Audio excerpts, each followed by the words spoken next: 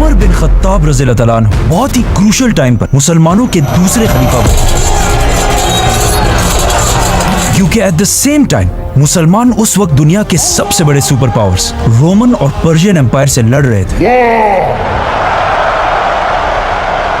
इन तीनों एम्पायर्स में फर्क ये था कि रोमन एम्पायर पिछले 1000 साल से दुनिया की सबसे बड़ी सुपर पावर थी और पर्शियन एम्पायर भी पिछले 800 साल से दुनिया की दूसरी बड़ी सुपर पावर थी।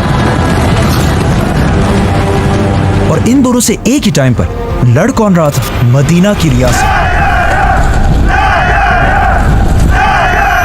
जो इस सब से सिर्फ कुछ ही सालों पहले बनी थी। लेकिन इन सब चीजों से डरने के बजाय हजरत उमर और बाकी सहाबा ने पहले खलीफा हजरत अबू बकर को रसूलुल्लाह सल्लल्लाहु अलैहि वसल्लम के पास दफना दिया, जिसके बाद पहली बार हजरत उमर मुसलमानों के खलीफा बने। नाउ जब मोहम्मद सल्लल्लाहु अलैहि वसल्लम जिंदा थे तो लोग उन्हें रसूलुल्लाह के टाइटल से पुकारते थे, लेकिन उनकी वफात के बाद लोग कंफ्यूज हो गए कि अब अबू बकर रज़ियल्लाहु तआला अन्हु के लिए कौन सा टाइटल यूज किया जाए। तो हजरत अबू बकर रज़ियल्लाहु तआला अन्हु ने अपने लिए बादशाह, सीजर और किसरा जैसे टाइटल्स छोड़कर खलीफा का नाम चूज किया।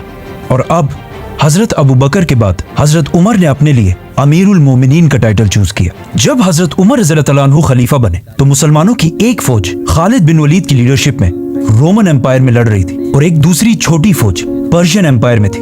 लेकिन हजरत उमर को रोमन एम्पायर की फौज से ज्यादा पर्शियन एम्पायर की फौज की फिक्र थी, क्योंकि वहां खालिद बिन वलीद जैसा जनरल मौजूद नहीं था। खलीफा बनने के बाद जब उन्होंने देखा कि पूरे अरब से लोग उनके हाथ पर बैत करने के लिए मदीना आ रहे हैं, तो उन्होंने इस टाइम को यूज करके पर्शियन एम्पायर में मुसलमानों की मदद के लिए एक नई फौज जमा करना शुरू कर दी।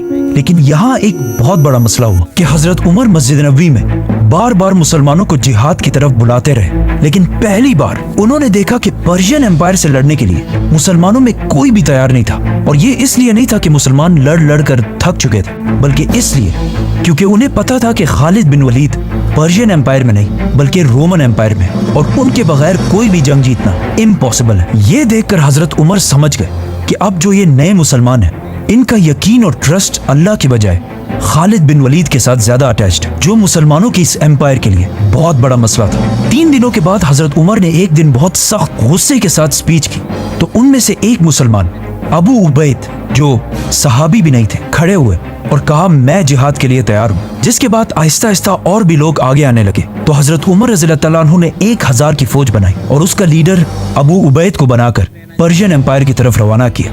लेकिन ये एक बहुत बड़ा रिस्क था, क्योंकि अगर ये फौज पर्शियन एम्पायर से हार जाती तो उसके बाद खालिद बिन वलीद के बगैर मुसलमान कभी जंग नहीं लड़ते।